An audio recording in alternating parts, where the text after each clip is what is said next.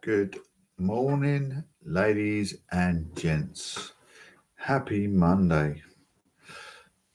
Looking to broaden your horizon, looking for a change, changing career.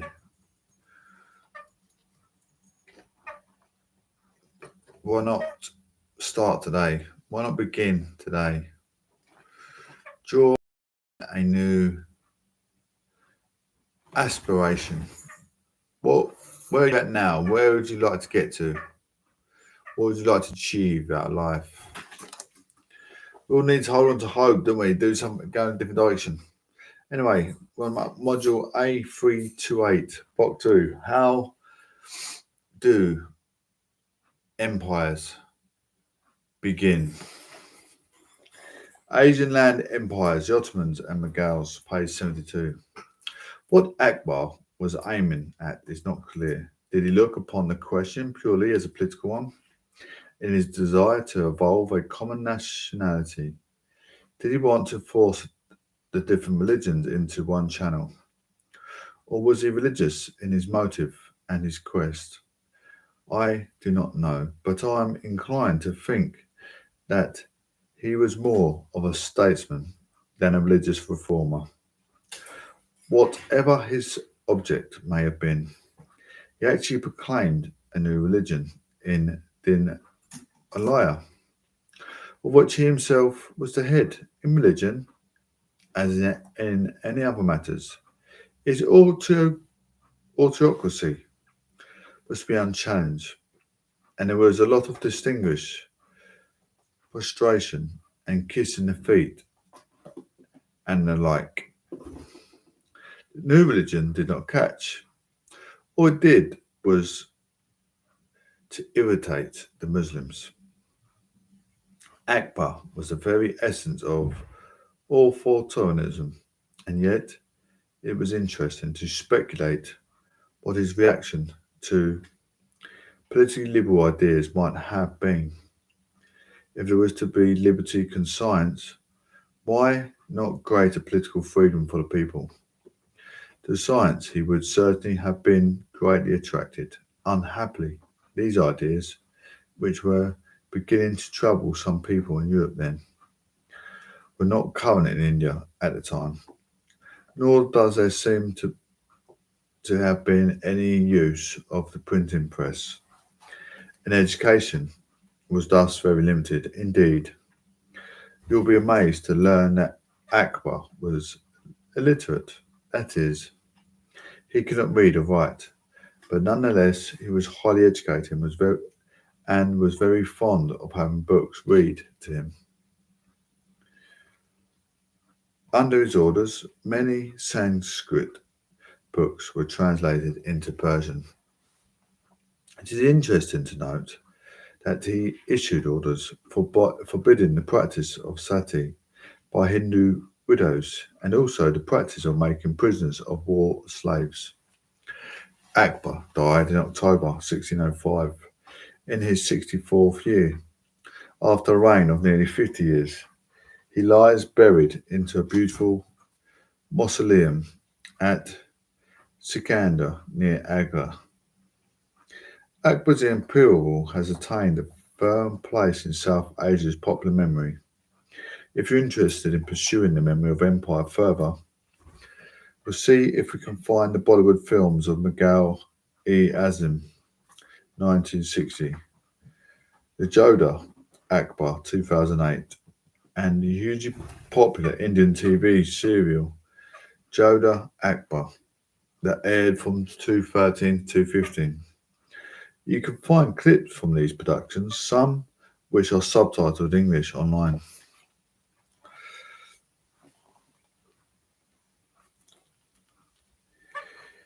In terms of comparison, the popular memory of the Ottomans is also very much alive in the modern day Turkey and has found a global audience in the Netflix series Rise of Empires. Ottoman. You can see clips from Netflix production online. Looking back on a week's study, think about the material we've covered. What were the preconditions for the Ottoman Mughal conquest? What were the similarities and difference between the rise of both empires? The political, social, and economical contexts of the local environments within which they operated were very important. There is no single right answer, but we should jot down a few thoughts on the question and revisit them as we study. Bear in mind these questions of similarity and differences as we continue through the rest of the book. Comparative analysis between different types of empire are important. So when we encounter maritime and types of empires later on throughout the module, the activity will be a good learning resource to return to, and you might wish to expand and revise my notes. There is no question for you to answer. The task simply requires you to jot down a few bullet points on the main features on the Mongol Empire. This activity is intended to help you orientate yourself to the Mongol Empire Academic Encyclopedia. Entries like this one often provide very good, authoritative overviews of the topic. We're asking you to do this because of the enduring power that the idea of the Mongol Khan as an imperial ruler had among Eurasian empires, as well as the other varied legacies of empire rule that emanated from the Mongol examples. These legacies had an impact on the origins and development of the Mughal imperial destiny, as well as later in the week's study, getting to grips with the basis of the Mongol Empire is vitally important in understanding the rise of function of several of the empires we'll study in the module, including the Ottomans, the Mughals.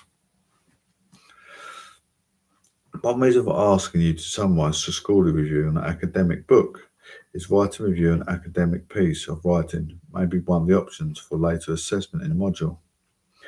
It seems clear from Buchanan's review that while Struzan sets out to re-evaluate the term gunpowder empires, the book focuses on the wider workings of these three empires, particularly in terms of how they operated as military patronage states and in the context of political and military geographies. Buchanan highlights Struzan's argument that the military technology had to work successfully with other factors in order to enable the rise of these empires. The revenue system was extremely complex. You may have noted different points, but I took away following examples. Optimizing revenue in 1580. The Akbar instituted a new system, and the Salia, a system of land taxation where the average produce of different crops as well as the average prices prevailing over the last 10 years were calculated. 1/3 of the average produce was the state's minimum share. But accumulated data on crops and prices enabled officials to calculate if more revenue could be raised beyond this share, safeguarding the welfare of subjects, therefore ensuring future revenue. This was achieved via some provision for relief in the case of bad harvest. In the Sabata system, relief was given by excluding an area from assessment. In practice, if it was not possible to collect the entire amount, there was always a balance that was to be collected next year. Limited cooperation within the system, fixed segments of land were measured, which limited scope for discretion among local officials, although there was still space for corruption in the process of recording data on crop yields. Rajput kingdoms were adjacent to Mughal's empire, core territories north of India, around Delhi and Agra. As the Mughals expanded control over the Gangetic plain to the east, it was vital that their western and northern frontiers were secure for external threats. The point here is that geography, as well as politics and economics, were important factors in how empires expanded in particular ways. Given Nehru's aspiration from his local colonial prison cell to play a leading role in an independent India, as its first prime minister. In this piece of writing, we can see that he's quite struck by the frenetic energy and violence of these two founding rulers of Mughals empire. Nehru was acutely aware of the complexities of governing India, something he reflected on deeply during his time in British colonial jail. Nehru was a committed anti-imperialist, but he recognised that Babur and Akbar were examples of the imperial type that he and his pro-independence colleagues could draw on. The key point here is that Nehru recognised that these men created facts on the ground, something that he and his colleagues such as M.K. Gandhi did accomplish in South Asia. The architects. The architects of India freedom struggle wanted to create a political situation where Indians were in control of their own present and future. We'll explore it throughout the unit, which considers Indian decolonisation.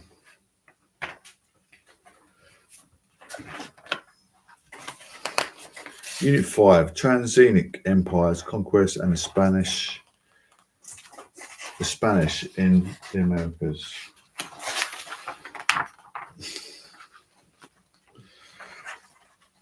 The establishment of contact between the inhabitants of Europe and the Americas in the years around 1500 has often been seen as one of the great turning points in world history. On both sides of the Atlantic lie major land masses. In the east, Europe, Africa and Asia. In the west, the Americas, although advanced civilization, flourished on both sides. They did so in ignorance of each other throughout human history until the end of the 15th century. Contact between them was virtually non-existent. The situation changed with remarkable rapidity and a complexity unpredictable way from the first voyage of Christopher Columbus and the Italian Cristoforo Colombo to the Caribbean. Within a few years, there were attempts to establish permanent settlements of Europeans in the Americas. Within a few decades, the Spanish crown had established an empire of immense extent in Central and South America. In the process, a major empire based in today's Mexico, commonly called the Aztec Empire, although that term is actually a later invention, was destroyed. It's ruled by the Mexica, one group among the widely spread Nahua peoples of the region. These existing civilizations in Americas were changed irreconcilably during these days. In this unit, you will look at how and why that occurred. You also look at the question that has preoccupied observers ever since. Why were the Aztecs defeated so quickly? What actions on the part of tiny numbers of Europeans and a large number of indigenous Mesoamericans led the former to seize control of the territory within a few months? Important as the question is, it leads us into a second wider question, because the history of the Spanish Empire is a much bigger and longer theory than merely that the Spanish soldier heard in courts campaign against the Aztec Empire. Moctezuma, namely, how did Spain, a country of middling size and power, with little history or experience as a colonial power, establish a huge empire on another continent at a distance of thousands of miles, something that could not possibly have been expected just a few years before? The unit therefore addresses issues of both conquest and consolidation. It looks at these issues first broadly, chronologically manner, examining the several steps in the process. European discovery of the Americas, the initial settlements in the Caribbean, the confrontation between a Spanish army under Cortes and the Aztec leadership, and the defeat of the latter by the former, and a slower process of establishing a functioning imperial system of society. Economy and government. Finally, it discussed the reason why these events occurred as they did.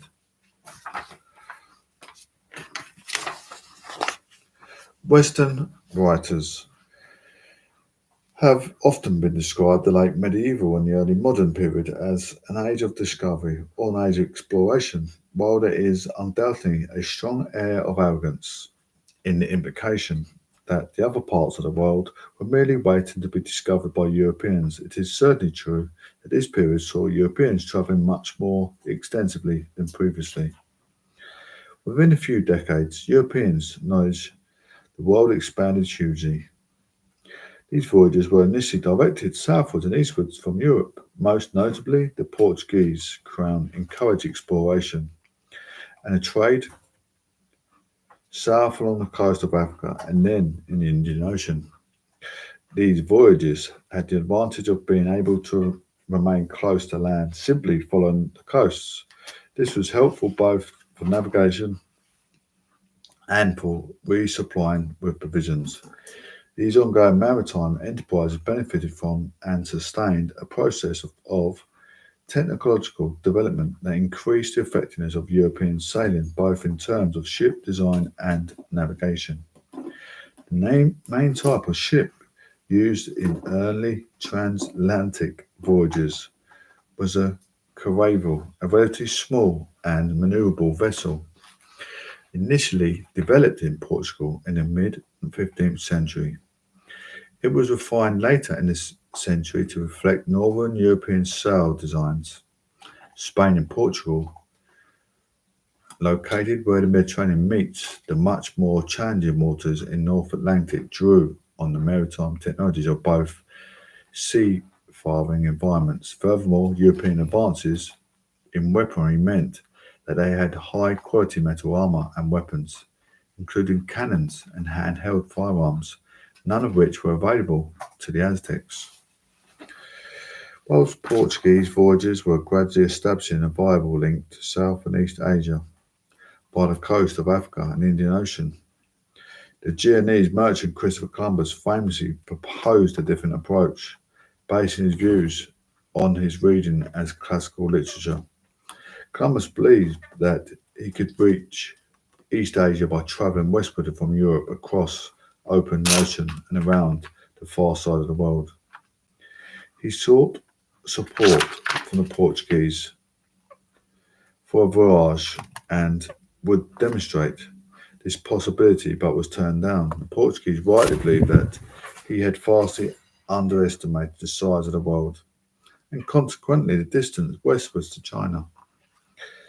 He was more successful, however, with the Spanish rulers, Ferdinand and Isabella, who granted him funding. Ferdinand and Isabella were the joint rulers of a state that was the beginning of an age of expansion and growth strength. Through their marriage, they linked her kingdom and cattle in the centre of the Iberian Peninsula, mainly comprised of Spain and Portugal in the modern day, with his kingdom of Aragon. His kingdom of Aragon. Bear with me a minute. Just check something.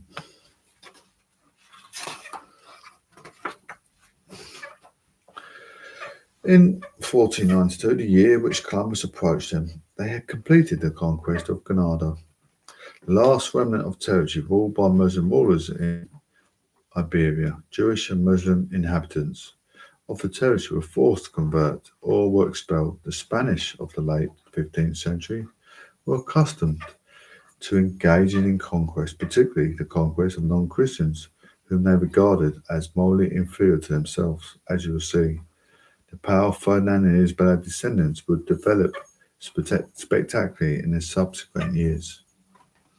Columbus sailed then on the 3rd of August 1942. He made first for the Canary Islands, where in a foretaste of what was to come. The Spanish were still completing their conquest. This process would lead to the enslavement of much of the pre-existing Canarian population. The Grenache, where the expedition paused for 4 weeks. 6th of September, he sailed westward across the open ocean for 5 weeks, reaching the land 12th of October on a very small island in what is now called the Bahamas, just to north of the Caribbean Sea. He moved on to the vastly larger island of Cuba and then to Hispaniola, now Haiti and Dominican Republic. On all these islands, he encountered many of the local population known as Taino, who lived in sizable tribes under the headship of chiefs known as caciques. The Taino economy was based largely on agriculture and fishing. They made poetry, cloth, and basic metal items, and traded with neighbouring islands using wooden canoes. Columbus interacted with many of them peacefully, exchanging gifts for food. At the end of the year, Columbus found a town, and Navidad left 39 men there and returned to Spain, still believing that he had visited Asia and having failed to detect the continents of the North and South America. He took with him a number of Chano people. It is not clear how willingly they joined him. 6 survived to be presented to Ferdinand and Isabella. New world animals and plants, and a little gold. Gold and slavery. Early settlements in Caribbean. Despite the limited nature of Columbus' findings, and that these islands were a long and potentially dangerous voyage away, the Spanish crown was startlingly quick to respond. Columbus returned to Europe on the 4th of March 1493, and within 2 months the Pope had formally granted Columbus discoveries to the Crown of Spain. The notion that a papal grant, a piece of paper, a parchment issued in Rome, would decide the future of people thousands of miles away seem absurd today. Yet we should recognise that Catholics regarded the Pope as Christ's representative on earth, with power over the souls of all humans. The Spanish monarchs therefore argued this grant gave them, all their subordinates, full sovereignty and control over these territories. Wishing to exploit these lands before any other state might lay claim to them, the Spanish detached Columbus to the Caribbean again in 1493, this time with the intent of settling the region. Drawing on recent experience on the conquest of Muslim territories in Spain, they planned to subjugate the population, force them to convert to Christianity, and establish Europeans as new political and economic arbiters of life. Columbus' expedition was the largest to complete yet to leave of Europe, and carried nearly everything that needs to transplant European way of life. Men of the different trades and social ranks, seed, plants, and farm animals. The only things missing were European women, who were not admitted to Hispaniola until the early 16th century, when the families began to arrive. The 1,500 or so male settlers of 1493 were expected to make Taino women their wives. But looking at reality of the establishment of the Spanish rule in the Caribbean, I want you to consider how settlers were instructed to behave. Look at documents from Charles Gibson, 1968, Spanish Tradition in America, and primary source for Helen Nader, 2004, the Book of Privileges, issued by Christopher Columbus, by King Fernando and Queen Isabel. Both extracts are sets of instructions given to Columbus by the rulers of Spain.